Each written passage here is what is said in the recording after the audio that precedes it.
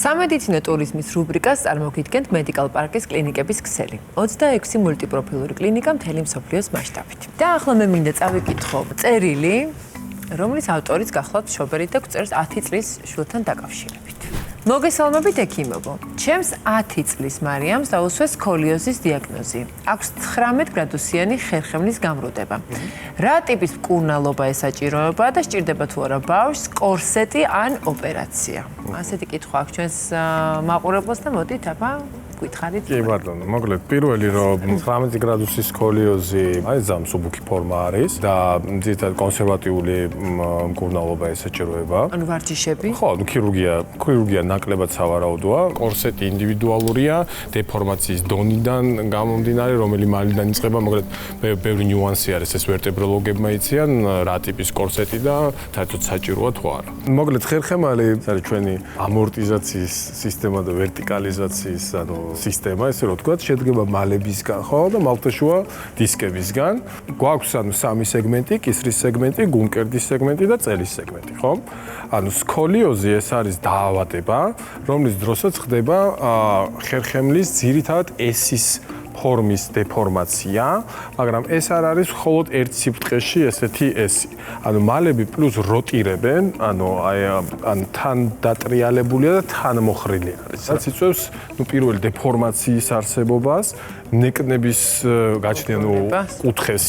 ზოგჯერ არის 90 და 110 გრადუსის სკოლიოზის შემთხვევები, რაც ნეკნების დეფორმაციას იწვევს, ზღუდავს ფილტვის მოცულობას, გულის გამდევნას, ასევე თორაკალური ნაწილის ქვევით, ანუ თირკმლის მოტრიალებას, პანკრეასის მოტრიალებას, არასწორ დგომას, მოკლედ შორტწასული შემთხვევები ძალიან მძიმე არის, მაგრამ აქ მე მინდა ვთქვა, რომ ანუ სკოლიოზი, ანუ ესე ვთქვათ, საოპერაციო შემთხვევები არის ძალიან ცოტა. ყველა სკოლიოზიდან, აი ძალიან პატარა პროცენტი, 1%, 3%, ვინც ოპერაციამდე მიდის. დანარჩენი ძირითადად არის, ეს არის კონსერვატიული მკურნალობა, ვარჯიშები, მასაჟები, ეს კორსეტი და ასე შემდეგ. მიზეზები პირველი ეს არის იდიოპათიური ეს არის 80%, 85%, რაც არ ვიცით რატო. არის გენეტიკური დაავადებებთან შეჭიდული ეს სკოლიოზი, ოკეი, ეს არის ტრავმა, ეს არის ასევე ნერვკუნთოვანი დაავადებები. მე უკვე მოზრდილთა ასაკში ეს არის ოსტეოპოროზის შედეგად ან დეგენერაციული სკოლიოზი, როცა მალები ჩდება მიკრომოტეხილობებით და ხო, ესეთი სკოლიოზი, მაგრამ კიდევ ერთხელ ვთქვი, რა არის გამომწვევი მიზეზი, მაინც ჯერჯერობით არ ვიცით. თუმცა რისკ ფაქტორებით შეგვიძლია რომ ჩამოვთვალოთ, ხო? რისკ ფაქტორები შეიძლება იყოს ინფექცია, შეიძლება იყოს ერთ-ერთი რისკ ფაქტორი. მიკროელემენტების დეფიციტი, რაც თქვა გიორგი, ბავშვები სწრაფად იზრდებიან ხშირად, ამ სწრაფ ზრდას ვერ მიყვება ხოლმე ხერხემლის სვეტი და ტერფის დეფორმაციაც ასევე იწვევს. ჯერ ტერფი დეფორმაცია და მერე წამოვიდა ხერხემლი. დისპლაზიასთან არის კავშირი, როცა დისპლაზიური არის, მთელი ჩონჩხი არ არის, ანუ ესე ვთქვათ, სწორად დაალაგებული ამ ერთად არის. ხო, ერთად არის რა. ანუ შეჭიდული არის იმასთან. კარგი და სიმპტომატიკა როგორია? აი ბავშვთა ასაკში ხერხემლის დეფორმაციას. ზურგის ტკივილი აქვს ბავშვს. უსტორმასტორო სიარული, თითქოს ქანაობს. მხრები, აი უკიდურეს რო შევხედოთ, არათანაბარი სიმაღლე აქვს მხრების, ასევე მენჯის დგომაც არათანაბარია. ხერხემლის ზონაზე რომ შევხედოთ, ამოზნექილობას ვამჩნევთ ხოლმე, ასე ჩავარდნილი. ან ჩავარდნილია, ხო, როდესაც ასეთ პაციენტს უყურებთ ხოლმე, თავი არ მდებარეობს სხეულის ცენტრში თითქოს. ეს უკვე შორტწასულის თუ შეიძლება? ნუ მაღალ კუთხეს. ნუ ხო, შორტწასული შემთხვევა არის. და კუზი შეიძლება იყოს, ხო. ხერხემელს უკინა შეიძლება ესისებრი ან ცეს მაგვარი ფორმა. ამ დროს უკინა უნდა იყოს სწორი, ხო და უკნიდანვე შეიძლება იყოს ესეთი მოკლაკნილი. ხო, ანუ აი ბავშვი უნდა დააყენო და უნდა დაიხაროს. უნდა დაიხაროს. და უნდა შეხედო. რამდენად სწორია. სკოლიოზს როგორც ბევრ სხვა დაავადებას აქვს ასევე თავისი ხარისხები. 10 გრადუსამდე დეფორმაცია ნორმად ითვლება და ძალიან ბევრ ადამიანს აქვს. ხო, კიდე არსებობს 10 გრადუსამდელი მეორე ფოტო? ხო, კიდე არსებობს დამატებითი მალები, როდესაც აი ორ მალას შორის კიდე სამკუთხედი მალა არის. იცი რატო? ეხა იქ მეც რო დავინახე, რომ ხელა ნაპრალია, რაღაცა ხო უნდა იყოს. ხო, ნუ აი ეხა ამ ხელა სიცარიანია. არა, ეხა სიცარია სქემატური არის რა, მაგრამ წარმოვიდგინე, აი მაშინ ხო მალა რო იყოს, კიდე სამკუთხედი, რომ თავისით მოვა. თავისი, თანდაყოლილი. ხო, კი, თანდაყოლილი სკოლიოზი. ზედმეტი და ეს გინარგინა წახრის დანარჩენ მალებს, ხო? ზახრის განცდის მაგრამ მოკლედ 10-დან 20-მდე ითვლება მსუბუქი ფორმა 25-დან 40-მდე უკვე მნიშვნელოვანი არის აქ ბევრ რამეს ითვალისწინებს უკვე ვერტებროლოგი რომ ქირურგიას უნდა გაკეთდეს არ გაკეთდეს როდის გაკეთდეს ანუ ესეთი კანდიდატები არიან უკვე პოტენციური და 45 და ზევით ეს ყველა ვარიანტში ქირურგიას მოითხოვს და მძიმე ფორმები არსებობს ანუ მართლა გეუბნები მე მინახავს 110 გადატეხილია პრაქტიკულად ხო ანუ აი გიორგი რადგან ახსენა ესეთი ძალიან გადახრილი ხერხემლის შემთხვევა წარმოდგენად რთულია რაზე შეიძლება იყოს საუბარი თუმცა ჩვენ ვიდეო საშუალებით შეგვეძლია სწორედ ასეთი პაციენტის ამბავი მოვისმინოთ და როგორი გამოსავალი იქნა მონახული ესეც შევიტყოთ მოდით ნახოთ ჩემ ბავშვობა იყო ერთი ჩვეულებრივი ისე როგორც სხვა ყველა ბავშვის. დავდიოდი ცეკვაზე, ჩემმა მასწავლებელმა ერთ-ერთი გაკვეთილის დროს შეამჩნია ჩემი მხრების ასიმეტრია. ექიმმა დავისვა დიაგნოზი, რომ იყო ეს სკოლიოზი. ამ მოვლენამ სრულიად რადიკალურად შეცვალა ჩემი ცხოვრების წესი. გამოვედი ცეკვიდან, რადგან არ შეიძლებოდა ჩემთვის ზედმეტი გადაღლა. ეს ყველაფერი ჩაანაცვლა ვარჯიშმა, მასაჟმა და ცურვამ. ექიმის მეთვალყურეობის ქვეშ უნდა ყოფილიყავი წლების განმავლობაში და ეს უნდა ყოფილიყო ჩემი ყოველდღიური რუტინა, რომ მდგომარეობა არ გამწვავებულიყო. რამოდენიმე წელი აქტიურად ვარჯიშობდი, მაგრამ დადგა მომენტი, როცა მითხრეს, რომ ზედმეტად გადაეტვირთა ჩემი სხეული ასეთი აქტიური ცხოვრების წესი და მირჩიეს, რომ რამოდენიმე პროცედურა შემეწყვიტა და ესვენა ჩემს სხეულს, როცა ეს რამოდენიმე პროცედურა შევისვენე, ჩემი მდგომარეობა რადიკალურად შეიცვალა.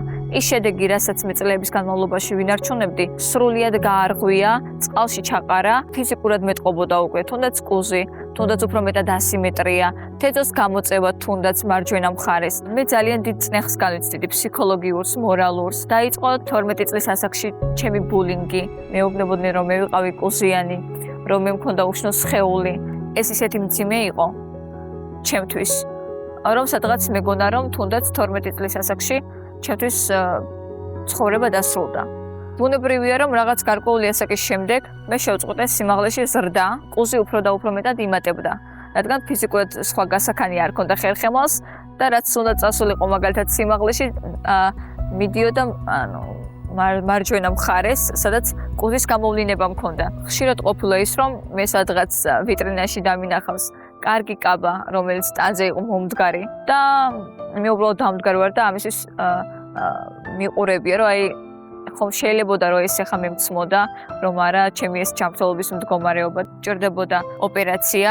ეს სასწრაფო და სავალდებულო იყო, მაგრამ მე არ მქონდა ამის შესაბამისი ასაკი. მირჩევდნენ, რომ კორსეტი იყო იმ მდგომარეობისთვის საუკეთესო ვარიანტი. წლების განმავლობაში ფაქტურად ვიცდიდი, ვიყენებდი ამ კორსეტს, რომელიც იყო არასწორად შეკერილი და გამოჭრილი, რამაც უფრო მეტად დაამძიმა ჩემი ჯანმრთელობის მდგომარეობა. ბუნებრივია, რომ ხვდებოდი, რომ რაღაც სხვა გამოსავალი მჭირდებოდა. როცა დავიწყე ინფორმაციების მოძიება, ჩემი მეგობრების რჩევით, ვიპოვე ბათუმში მედიკალ პარკის ოფისი. მედიკალ პარკის დახმარებით დაინიშნა ჩემი ვიზიტი ქალაქ ტრაბზონში, მედიკალ პარკის კლინიკაში. მითხრეს, რომ სავალდებულო იყო, რომ გამეკეთებინა ოპერაცია, რათა წლების განმავლობაში უფრო მეტად არ შემქმნოდა პრობლემები სხვადასხვა ორგანოებზე და არ მოხდარიყო მათი დისფუნქცია, მოშლა, უფრო მეტი გაუარესება, რაც შეამცირებდა ჩემი სიცოცხლის ხანგრძლივობას. ჩავედი ქალაქ სტამბულში, დაიგეგმა ოპერაცია, რომელიც იყო 2 ეტაპიანი. დროები გამიყანო 13-მა. პირველ ეტაპზე მოხდა ჭანჭიკების ჩასმა. 10 დღის შემდეგ განახლდა ისევ ჩემი ოპერაციის საკითხი და უკვე მოხდა პლატინის ჩასმა და სრულად სხეულის გასწორება.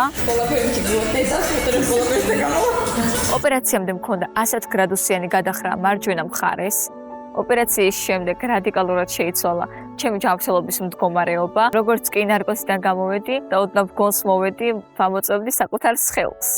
როგორი მქონდა, რა შეიცვალა და მინდოდა რომ ის რაც მთელი ამ წლების განმავლობაში ჩემი ოცნება იყო, შევხებოდი იმ ჩემს ოცნებებს და იმ ჩემს სხეულს, რომელიც უკვე ასეთი სწორი იყო, რომელიც ასეთი ჯანსაღი იყო, ჯანმრთელი იყო და მახსოვს როგორ პიროდი ბედნიერებისგან. მინდა რომ მთელი მადლიერება გამოვხატო მთელი პერსონალის მიმართ და ძალიან მადლიერი ვარ იმ ექიმებით და იმ პერსონალით, ვინც შეძლო რომ ჩემი ისტორია შეცვლილიყო მე ახალი ისტორია დამეწერა და სულ სხვა განახლებული ცხოვრებით მეცხოვრა.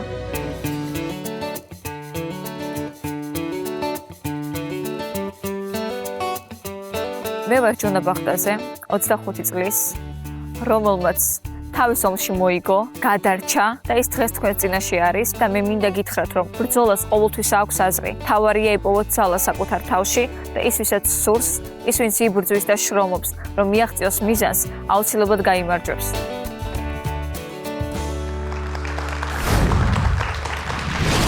რა კარგია, რომ შეიძლება ასეთი რთული მდგომარეობიდან ადამიანის გამოყვანა და მოდით ნახოთ, რა შემთხვევაში ხდება ხოლმე საჭირო ოპერაციული და ქირურგიული ჩარევა და რა ტიპის სკოლიოზების გამოსწორებაზე შეიძლება იყოს საუბარი, როგორია შემდეგ რეაბილიტაციის პროცესი და მოკლედ ყველაფერი დავუშვათ ქირურგიული მიდგომის შესახებ და დავპატიჟოთ სტუმრებით ჩვენ სტუდიაში Medical Practice ბიზნესის განვითარების და საერთაშორისო ურთიერთობების დირექტორის მოადგილე, ექიმი დალი ნესუაშვილი გვესტუმრა დღეს. კიდევ ერთხელ და ორთოპედტრაუმატოლოგი მედიცინის დოქტორი სამეთ ერინჩი. მოგზანდით, გამარჯობა. გამარჯობა, თვითგავს შემოხთავაზებთ. მიერ თვითგალინთის და შეგახსენებთ, რომ დღეში 2-დან 2.5 ლიტრამდე არის სასურველი წყლის მიღება.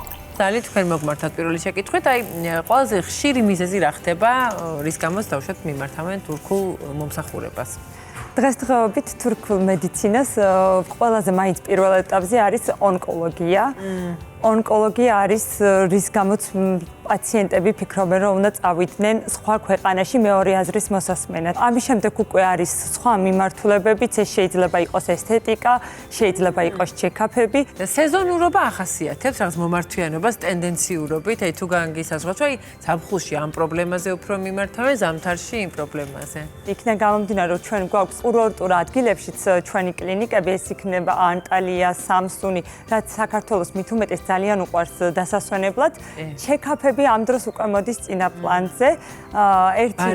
ბარემ ჩასულები ვართ და გამოვიკლოთ და ამ ტენდენციიდან და მომართვიანობიდან გამომდინარე გადავწყვიტეთ, რომ დასვენება ჯანმრთელობასთან ერთად შევქმნით, რომ პაციენტს თავაზობთ ტრანსფერის მომსახურებას, ერთდღიან ჩეკაპის პაკეტს და დასვენებას.